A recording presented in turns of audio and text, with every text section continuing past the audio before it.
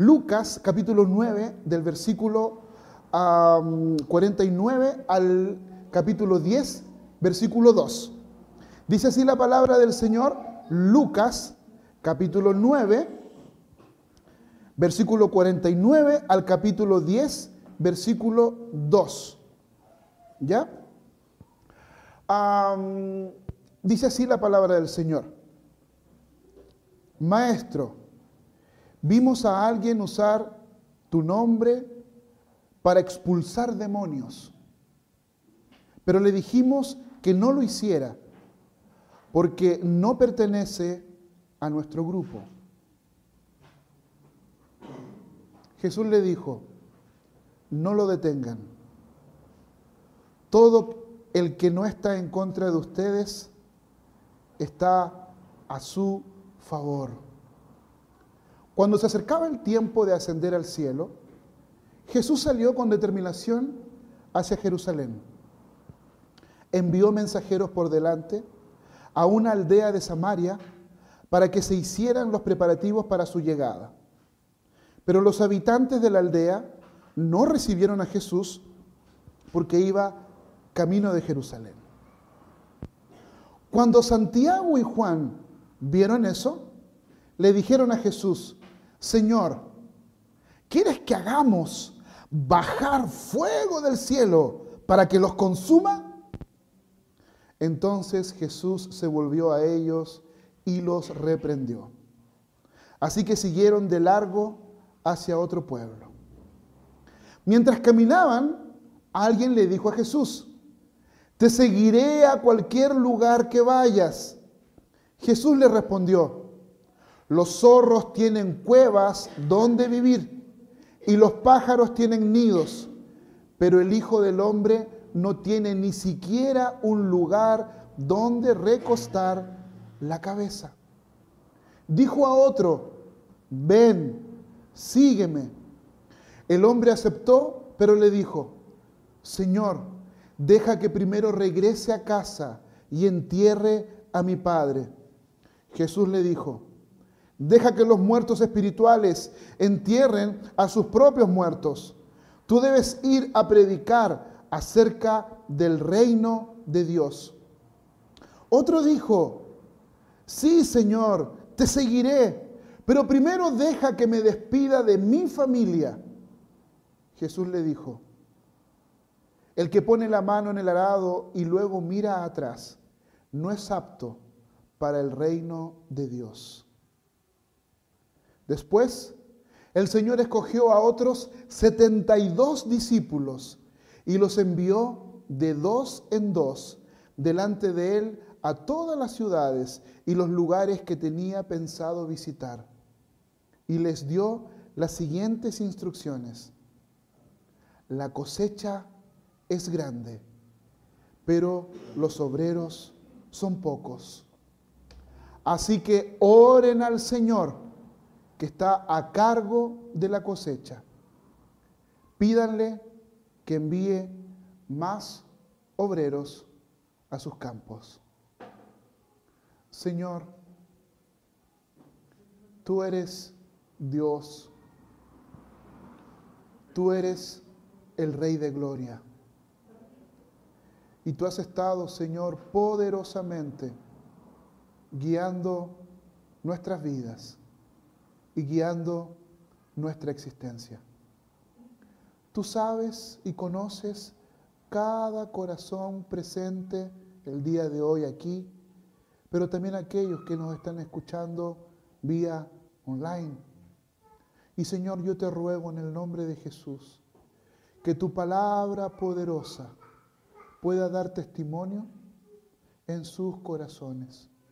Señor, aún en medio de limitaciones, aún en medio de nuestras dificultades, que tu palabra pueda calar en lo más profundo del alma de tus hijos, de tus discípulos, de tus siervos. En el nombre de Jesús, amén. Como les decía, el Señor está hablando y hemos estado hablando en esta serie de exposiciones bíblicas acerca de la generosidad radical. Y hemos hablado que la generosidad no se trata solo de dinero. Hemos dicho que se trata de todos los aspectos de la vida, como las relaciones personales y emocionales, y que debemos ser generosos con nuestro tiempo, que debemos ser generosos con nuestros talentos, que debemos ser generosos con nuestros dones. Cada uno de los que ha llegado el día de hoy a este lugar tiene sus propios problemas.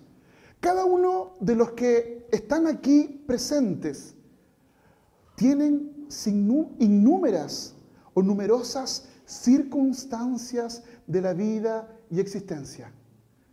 Algunos de ustedes tienen problemas matrimoniales, algunos de ustedes tienen problemas en el trabajo, algunos de ustedes tienen problemas en su vida relacional con los compañeros de trabajo. Algunos de ustedes tienen problemas con los hijos, tienen problemas con los jefes. Y lo que gobierna tu existencia son las circunstancias. Lo que gobierna tu existencia son las circunstancias. Y eso es sumamente poderoso para mover a los seres humanos. Es sumamente poderoso para mover a los seres humanos, las circunstancias. Porque el pasaje que tú y yo acabamos de leer habla del poder de las circunstancias. Habla del poder de las circunstancias de aquellos que están en misión. Cuando se encontraron, ¿cierto?, con estas personas que están haciendo lo que no tienen que hacer. O cuando se encuentran con las personas que dicen, ¿cierto?, que ellos están siendo negados, que están siendo limitados, podríamos decir, en la predicación del Evangelio. Señor, haz que fuego caiga sobre ellos. O en tercer lugar, por las circunstancias de la familia, por las circunstancias del trabajo, por las circunstancias de algún tipo de funeral, porque hay uno incluso que dice, debo ir a una circunstancia como esta. Somos gobernados por nuestras circunstancias, ya sea en misión o ya sea en nuestra vida. Ya sea en misión o ya sea en nuestra existencia, de lo que nosotros vivimos día a día. ¿Cómo poder vivir la generosidad radical si somos gobernados por nuestras circunstancias? Si soy gobernado por mis circunstancias, no puedo ofrendar. Si soy gobernado por mis circunstancias, no puedo diezmar. Si soy gobernado por mis circunstancias, no puedo hacer las cosas que me gustaría hacer. Si soy gobernado por las circunstancias, no puedo ser pastor. Si soy gobernado por las circunstancias, no puedo ser presbítero. Si soy gobernado por las circunstancias, no puedo ser diácono. Si soy gobernado por las circunstancias, no puedo participar de ninguno u otro ministerio, porque mis circunstancias son más poderosas o son más grandes de lo que estoy viviendo. Y por lo tanto, terriblemente en este minuto, por eso la primera parte, antes de poder caminar, quiero, queridos, que seas consciente que eres gobernado por tus circunstancias. Y el pasaje nos invita para que nosotros podamos ser gobernados por el Señor y vivir y tener una vida de ministerio, en la cual el Señor pueda gobernar cada una de nuestras circunstancias. No sé cómo llegaste el día de hoy. No sé cómo está tu corazón el día de hoy. Pero sí sé que el Señor lo sabe. Sí sé que el Señor conoce el dolor más profundo que hay en tu alma. Él está contigo en este momento. Él está contigo en este espacio.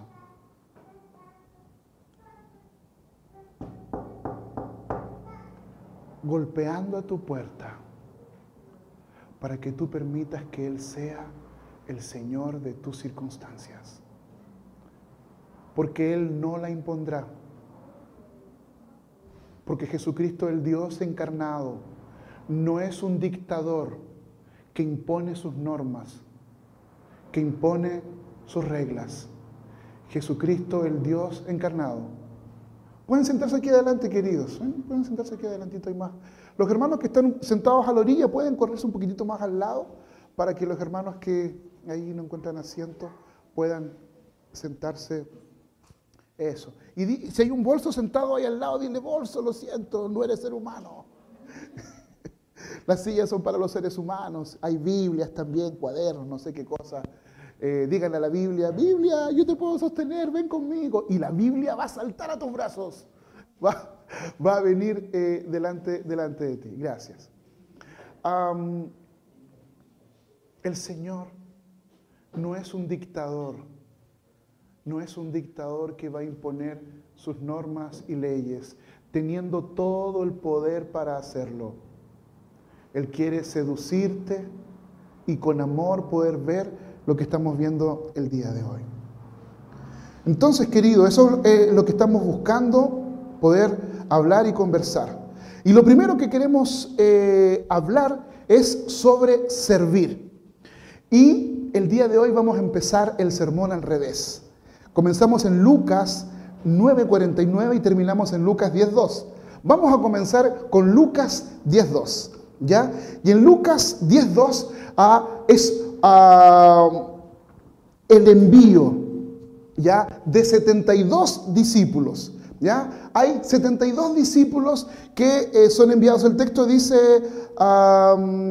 así: después el Señor escogió a otros 72 y los envió de dos en dos delante de Él a todas las ciudades y los lugares que tenía pensado visitar, y les dio las siguientes instrucciones: la cosecha es grande, pero los obreros son pocos. Así que oren al Señor que está a cargo de la cosecha. Pídanle que envíe más obreros, ¿cierto?, al campo, que envíe más obreros a su mies. Así que lo primero que tenemos que entender y comprender es que si tú llegas por dolor y sufrimiento, o sea, llegas por circunstancias, llegas porque te gusta la doctrina, llegas porque entiendes que esta es una iglesia, cierto, un poco más tradicional, esta es una iglesia que proclama el evangelio, que llegas que, cierto, la misión es importante acá, muy bien, bacán, espectacular. Pero lo primero que nos muestra el capítulo 10 del versículo el versículo 1 y 2, es que además de los 12 apóstoles, o sea, pongámoslo así, además de los presbíteros y diáconos que andaban con Jesús, además de los presbíteros y diáconos que andaban con Jesús, Él tomó a 72 discípulos y los envió. ¡Qué maravilloso! Ahora, lo primero que un golpe en torno a lo que estamos viviendo. Sé que posiblemente estás aquí por las circunstancias. Posiblemente estás solo, estás sola. Posiblemente buscas consuelo, buscas amor. Posiblemente estás buscando un espacio donde poder adorar al Señor. Lo primero que el Señor quiere mostrarte es que la iglesia es un lugar para servir. Es un lugar para servir. Y posiblemente llevas una jornada en la cual llevas años sin servir al Señor en la iglesia, que es el cuerpo, ¿ya? Y hay cosas que nosotros tenemos que aprender en medio de todo esto. Les voy a dar la definición que hizo antiguamente Mark Driscoll, y ya lo hemos hablado otras veces acerca de esto. Vamos a hacer 1 más 1 es igual, ¿ya? Primero, evangelio, ¿ya? Evangelio sin iglesia es legalismo.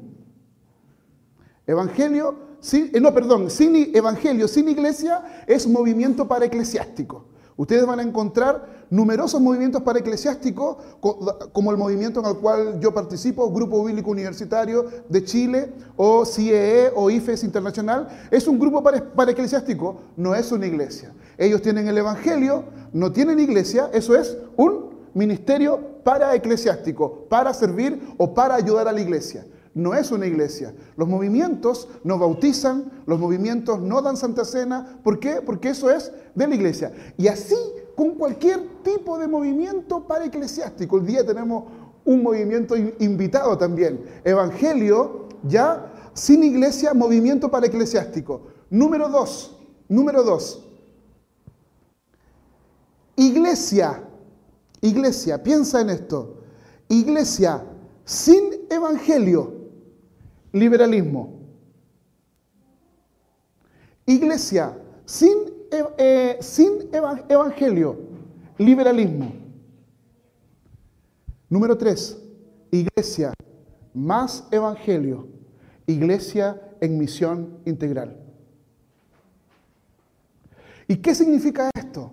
Que muchas veces nosotros vamos a vivir una de estas esferas en nuestras vidas, pero a veces vamos a estar fuera del espectro de lo que el Señor está haciendo en Lucas 9 y Lucas 10.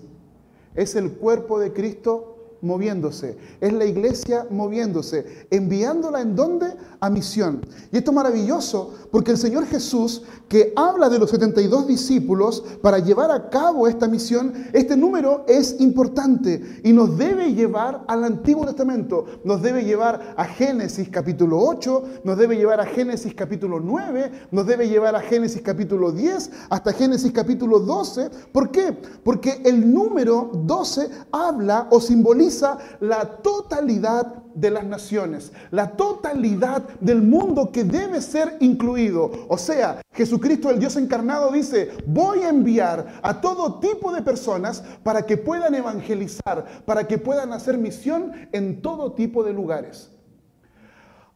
Te invito para que busques en Génesis capítulo 9 y lo puedas estudiar, la tabla de las naciones. Lo que surge ahí después de Noé, como la tabla de las naciones, ¿cierto? Es la gracia de Dios, y por eso es maravilloso lo que ocurre con Abraham, porque Abraham surge de la tabla de las naciones. ¿De dónde? Del mismo Noé, de la misma, ¿cierto?, descendencia de Noé, para anunciar y predicar las virtudes de aquel, ¿cierto?, del Señor a lo largo. Por lo tanto, este número 72 simboliza la totalidad.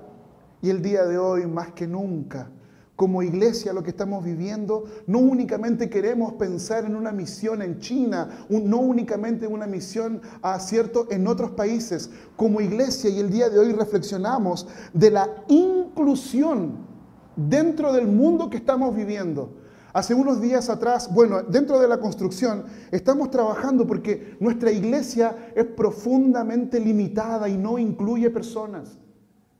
Nuestro templo es profundamente limitado. ¿Cómo una persona en silla de ruedas puede entrar al templo que nosotros teníamos? No podía.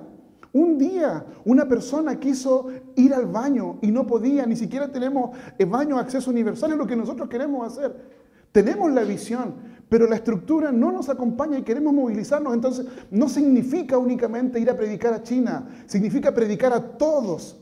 Como iglesia hemos hablado acerca de la inclusión de los sordos mudos. Los que están cerca del ministerio pastoral saben que mi oración es tener el recurso económico para, si no hay una persona cristiana, por último, pagarle a una persona que esté aquí parado haciendo la interpretación o la traducción para lenguaje de sordos mudos.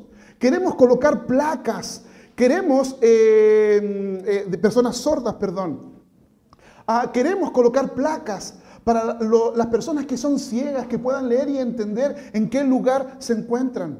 Pero no solamente por medio de limitaciones físicas, sino que también queremos nosotros ser una iglesia, un espacio para que las personas, ¿cierto?, puedan, el otro día, no sé si era un sueño o pensaba con el corazón abierto, tener un espacio para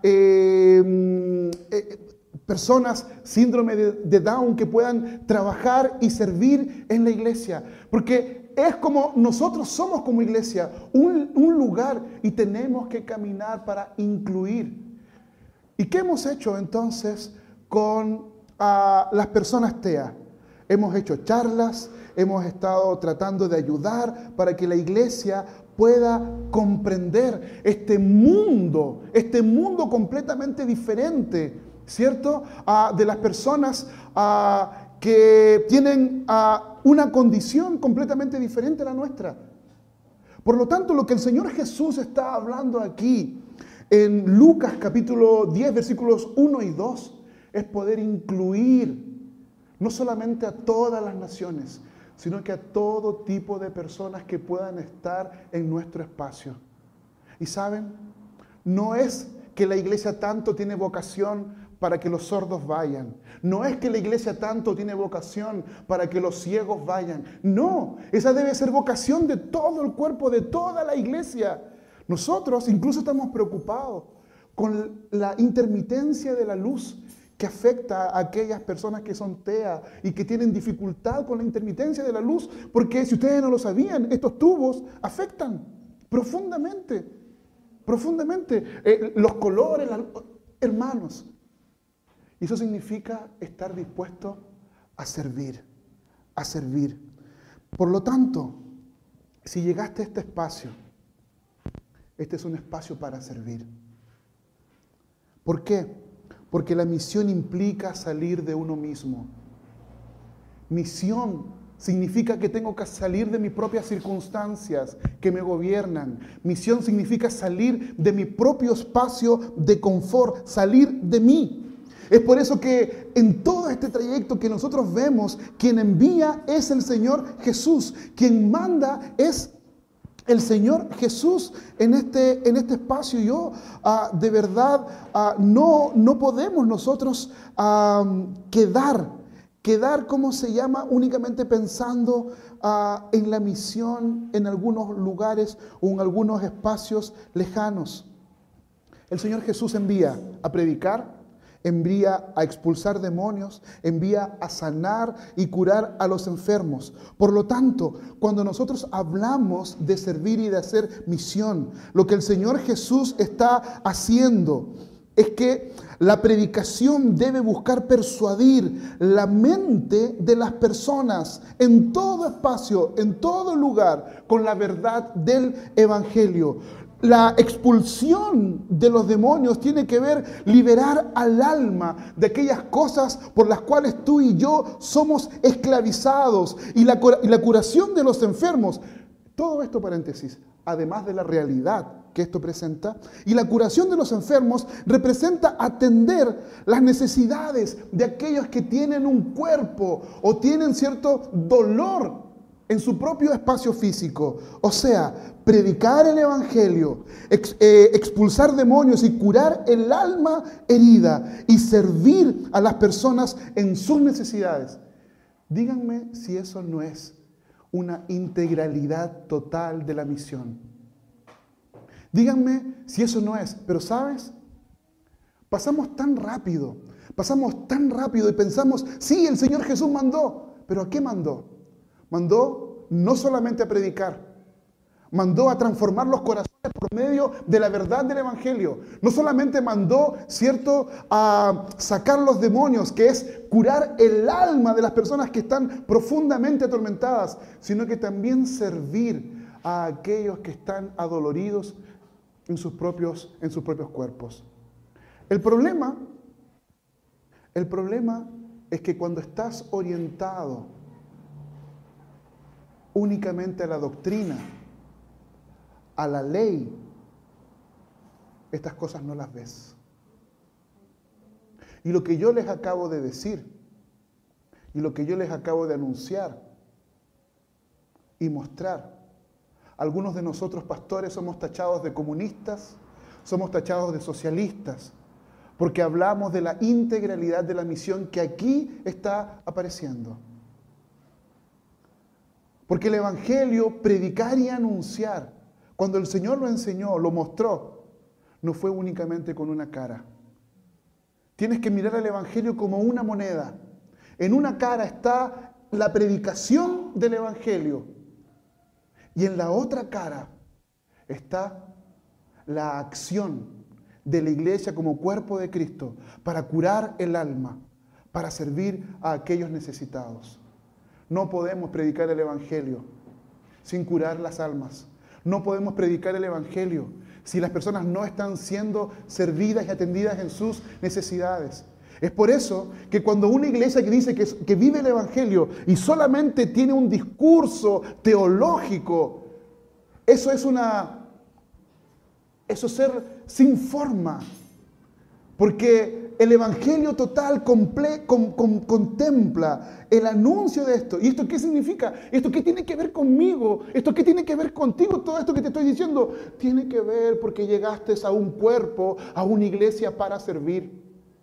Y llegaste a un cuerpo, a una iglesia, para poder abrir tu corazón y que Jesucristo, el Dios encarnado, por medio de ti, impacte el corazón de tus compañeros de trabajo, de tus compañeros de universidad, de tu familia, de tus amigos, vecinos y parientes. Pero también Jesucristo, el Dios encarnado, quiere usarte para que por medio de ti tú puedas ser un instrumento de cura de almas, todos aquellos que son prisioneros en sí mismos. Y en tercer lugar, Dios quiere usarte a ti para que tú puedas curar las heridas de aquellos que están mal heridos. La primera cosa que nos está ayudando en la generosidad es que la generosidad tiene que invitarme. Esta misión me implica a salir de mí mismo, a salir de nosotros mismos. Jesucristo, el Dios encarnado, llena tu vida con amor y gracia y te capacita para vivir para los demás y compartir los beneficios que has recibido de la gracia de Dios.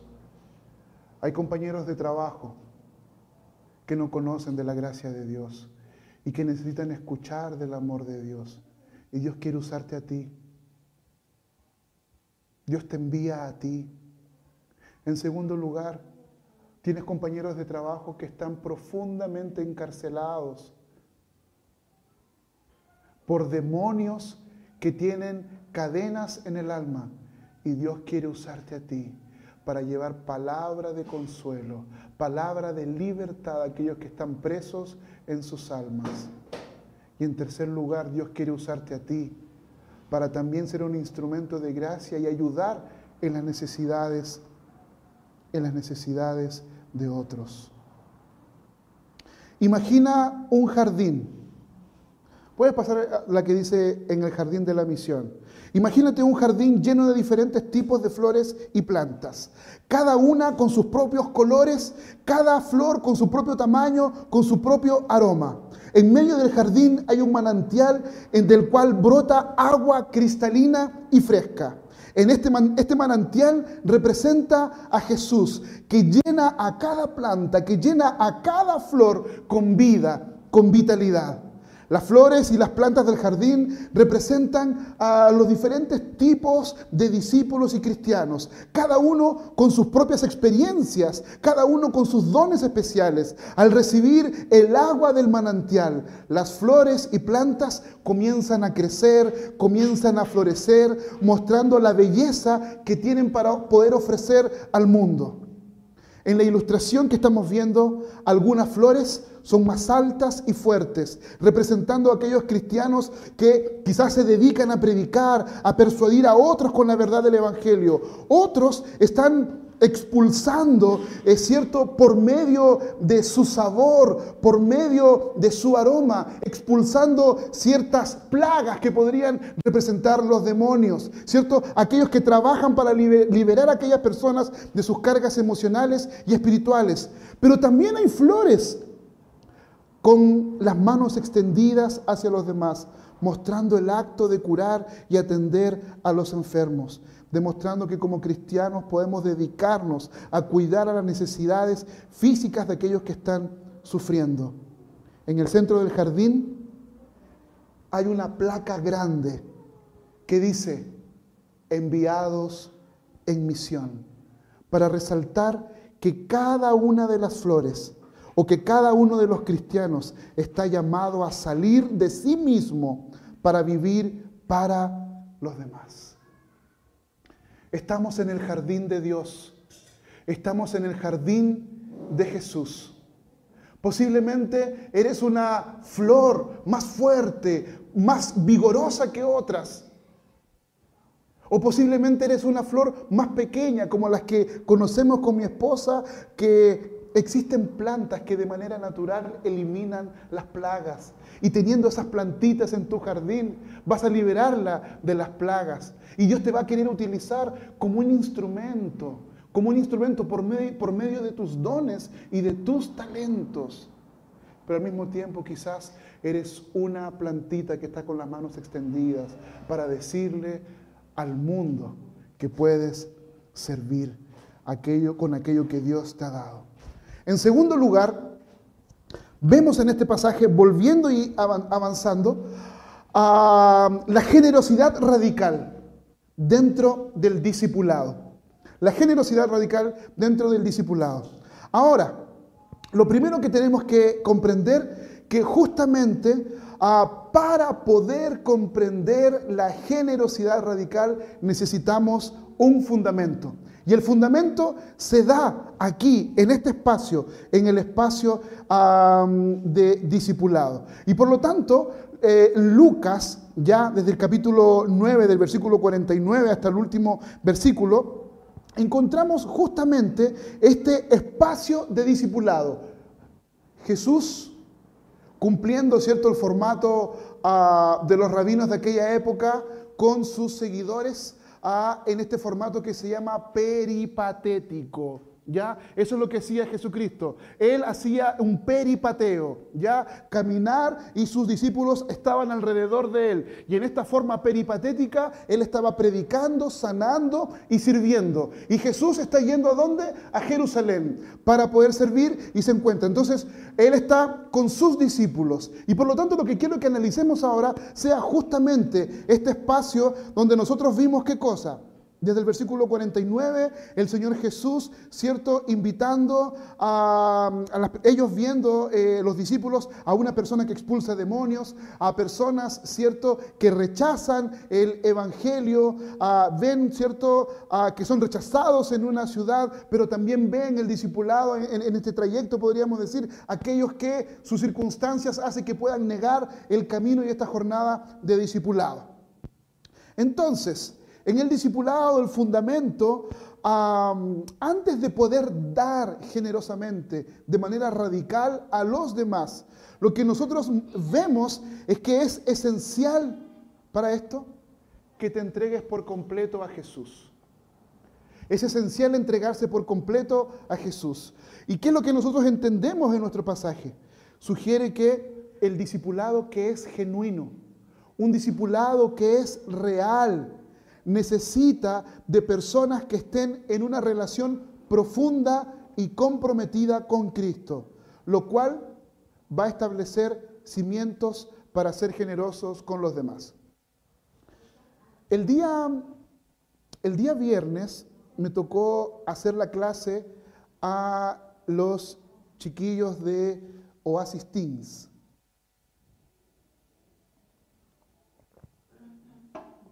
Y aprendíamos ahí algunas cosas que son importantes dentro de nuestra vida.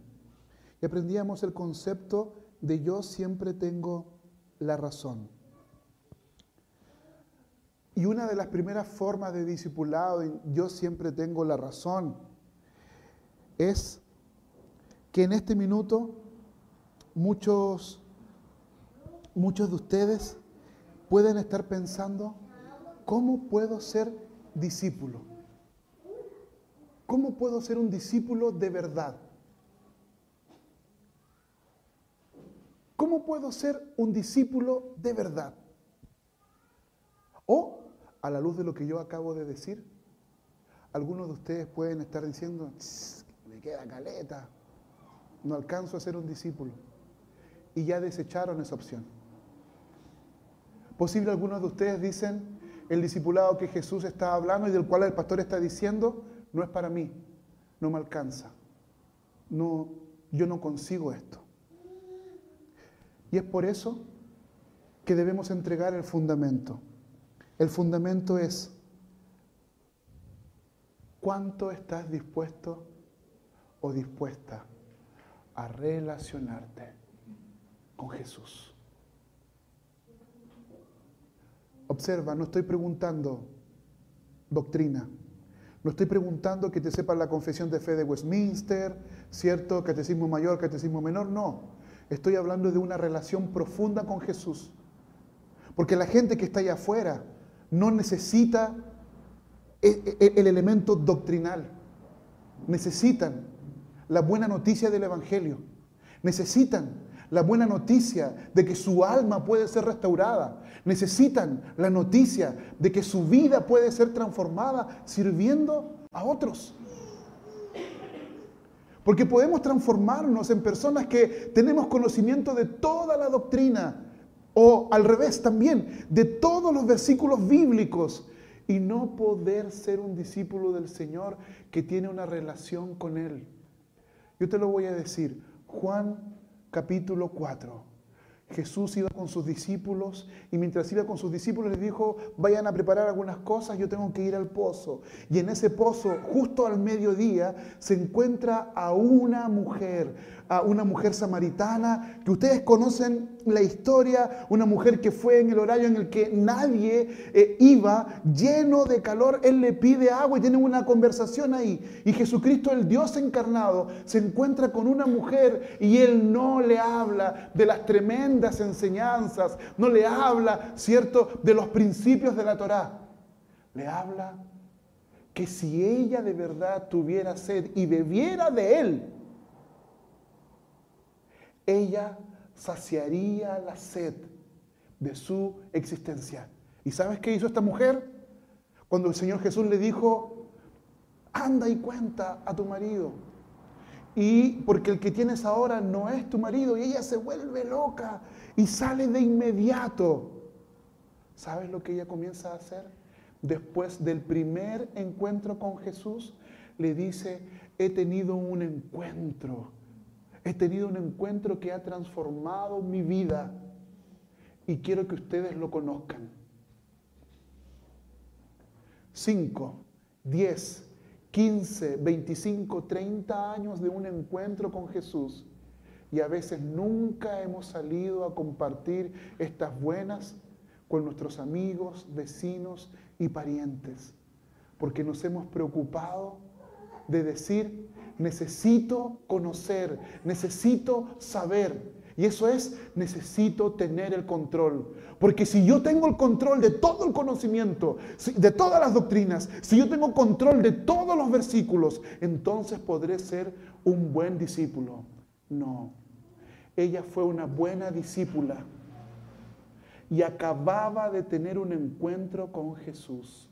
Acababa de tener un encuentro, ¿por qué? Porque ella en su encuentro con Jesús fue profundamente impactada en su pecado, fue profundamente impactada y quebrantada porque es pecadora. Discípulos de Jesús, que tenemos una relación profunda con Él, somos impactados momento a momento, minuto a minuto, y lo que queremos hacer y lo que anhelamos hacer es en nuestra vida de discipulado que todos sepan la relación que tenemos con Jesucristo, el Dios encarnado.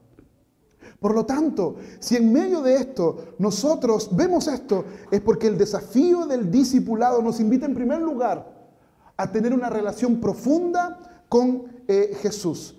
Y por lo tanto, en estos tres escenarios que vemos que hay personas que expresan su deseo de seguirlo. Sin embargo, en lugar de aceptar al Señor Jesús y en lugar de aceptar los desafíos de Jesús, vemos, ¿cierto?, que un hombre se ofrece para seguirlo a cualquier lugar. Te voy a seguir a donde fuera.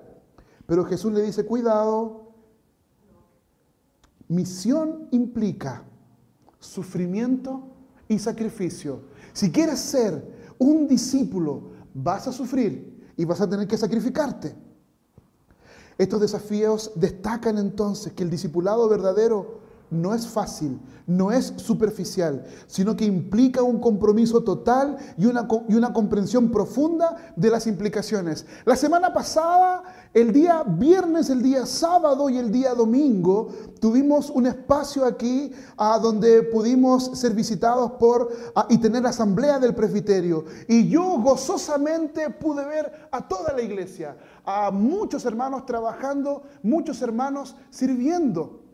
Pero lo que el Señor quiere no es el servicio para un momento, no es el servicio para un evento. El Señor quiere la entrega y el sacrificio total para todo momento, para todo evento. Por lo tanto, el discipulado significa desafío y negar tu propia existencia.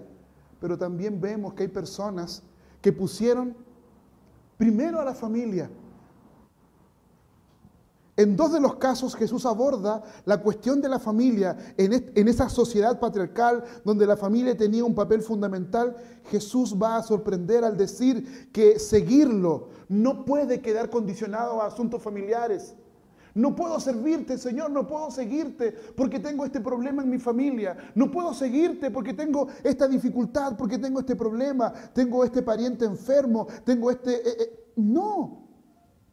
Él resalta que discípulos de Jesús deben ponerlo en primer lugar frente a cualquier otro tipo de lealtad familiar, incluso si eso significa romper con tradiciones familiares y expectativas familiares. A lo largo de los últimos 10 años me he encontrado con esta piedra de tropiezo tan grande para muchos discípulos. Personas que son llamados por Dios al ministerio pastoral, que en medio del llamado que Dios les hace, su familia es una piedra para decir: Señor, no te puedo seguir. No puedo seguir la vocación a la cual tú me estás enviando, a la cual yo me siento llamado. Mira, Señor, mi familia. Mira, Señor, mis circunstancias. No te puedo servir. No puedo ser pastor, Señor. Mira mi familia. No lo puedo hacer. Y he visto numerosos hombres y mujeres de Dios que en el camino, ya sea de la misión o del ministerio pastoral, su familia fue una piedra de tropiezo. Lo mismo he visto para los oficios, lo mismo he visto para el trabajo en algún ministerio de la iglesia. Incluso, no solamente la familia, incluso el mismo yo, personas que se consideran superiores a la misma autoridad que Dios ha colocado para servir a Dios en ese espacio, en virtud de sus propias limitaciones, no tomando en cuenta que es el mismo el Señor que llama y capacita. No solamente con esto, vemos también que el Señor Jesús quiere un compromiso incondicional. Jesús enseña que el discipulado no puede ser condicionado por nada. No se trata de, sí, voy a seguir a Jesús, pero sí, voy a seguir al Señor, pero esto otro. Sí, no. El compromiso de seguirlo debe ser incondicional, debe ser total, sin reservas, sin condiciones. Cuando uno está dispuesto a entregarse por completo, esto manifestará profundamente si nosotros conocemos o no conocemos el costo verdadero del discipulado. Porque esto que yo acabo de hablar, en último lugar, como compromisos incondicionales, como prioridades y desafíos, el Señor Jesús quiere mostrar que existe una gracia más costosa, una gracia más cara. Destaca la verdadera generosidad, que es el compromiso con el Señor Jesús y que es abrazar esta gracia cara, esta gracia costosa, que se refiere al favor inmerecido y sacrificial de Dios por medio de Jesucristo, el Dios encarnado. Reconociendo esta magnitud del sacrificio de Jesús, solamente por eso podemos ser discípulos, solamente por eso podemos ser amados por el Señor. Nunca serás el discípulo ideal que tienes en tu cabeza, nunca serás la discípula magistral, nunca vas a poder tener la totalidad de los dones, pero Jesucristo, el Dios encarnado, cumple el ministerio, cumple el discipulado que tú jamás conseguirás hacerlo. Y esa es la gracia cara, esa es la gracia costosa. ¿Por qué? Porque a Jesucristo le costó su vida, a Jesucristo le costó el sacrificio total. Aquellos que estamos en esta jornada sabemos que podemos ser lapidados, que podemos ser perseguidos, que podemos ser, cierto, en cualquier momento humillados. Pero nos queda el consuelo de que el Señor está con nosotros. Si el costo del discipulado se te presenta como un gran peso, la invitación de Jesús es que pongas ese peso en sus hombros. Porque lo que tú no puedes, Él puede. Lo que tú no puedes hacer, Él lo puede. Y en tercer lugar, no podemos hablar de generosidad radical. Tenía una ilustración, pero no vamos a alcanzar. Tenía otra ilustración, pero vamos al número 3. En tercer lugar, para poder vivir una generosidad radical, 1, por medio del ministerio, 2, por medio del discipulado. En tercer lugar, la generosidad radical se vive por la comprensión de la gracia. Hablamos ahora, ¿cierto?, de la generosidad, de la gracia costosa del Señor. Y vimos, ¿cierto?, estos incidentes en los cuales vemos a Juan, vemos a Santiago, donde les falta un poquitito de generosidad. Recuerden, primero, para que no se olviden, estamos en este texto, Juan y Santiago ven a una persona que está sacando demonios. ¿Ya se acuerdan? Volvemos ahí. Está sacando demonios. Y cuando está sacando los demonios, Juan, en vez de ser generoso y de decir, gloria a Dios, los demonios están corriendo y están huyendo en el nombre de Jesús. No, siente celos. Siente rabia, siente ira, porque otros están haciendo lo que se supone que es de él. Entonces, en el primero, ¿cierto?, se expulsa a un hombre que expulsaba a los demonios, es detenido por los discípulos y le dicen, sal de aquí, tú no perteneces a nuestro grupo, no, ¿cómo puedes estar haciendo esto? Sin embargo, Jesús enseña que hay que ser comprensivos y no detener a quienes están haciendo el bien en el nombre de nuestro Señor Jesús, aunque no sean parte del círculo en el cual tú estás.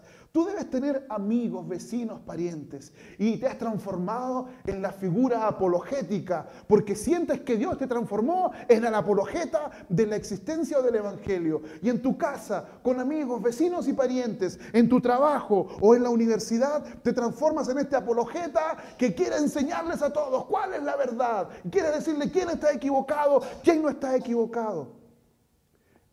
Y a veces vivimos nuestra existencia en eso. Y no tenemos generosidad para con el amor de Jesús, para con el amor. Sí tenemos que estar preparados, sí tenemos que defender, sí tenemos que alimentar nuestro intelecto, sí tenemos que estudiar, sí tenemos que ir a la universidad, sí tenemos que prepararnos, aquellos que han podido hacerlo. Gloria a Dios por ello. Pero eso no significa colocar la carreta delante de los bueyes. Porque todo tiene su espacio y todo tiene su lugar. Porque todos aquellos que les gusta debatir, todos aquellos que les gusta mostrarse, son maestros hasta que aparece alguien que tiene un poquitito más de conocimiento que ellos, un poquitito más nomás, y le muestra un pequeño argumento.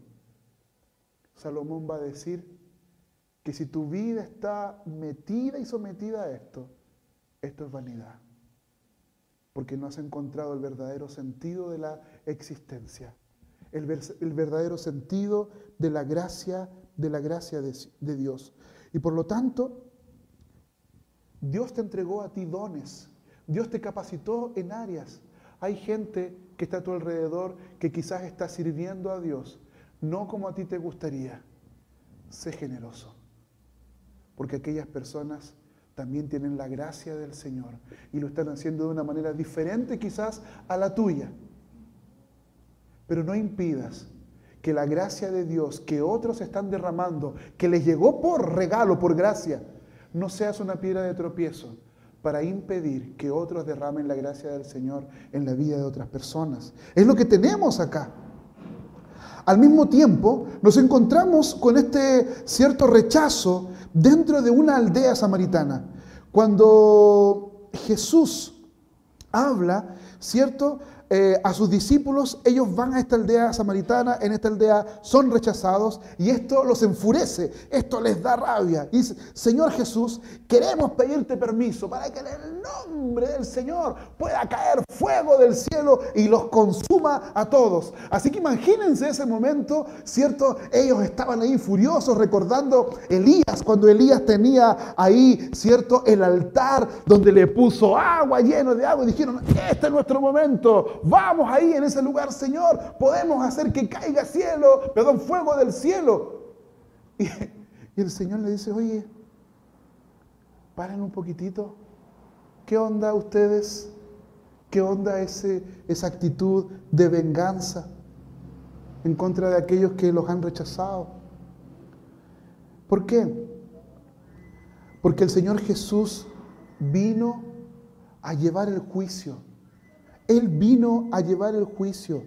El texto bíblico nos muestra que el Señor no vino a traer juicio y condenación, sino que Él vino a ser juzgado en lugar de la humanidad y llevar el juicio de Dios sobre sí mismo. El acto de su sacrificio en la cruz fue para perdonar tus pecados, nuestros pecados, los pecados de aquellos, y liberarnos del castigo merecido que tú y yo teníamos que tener.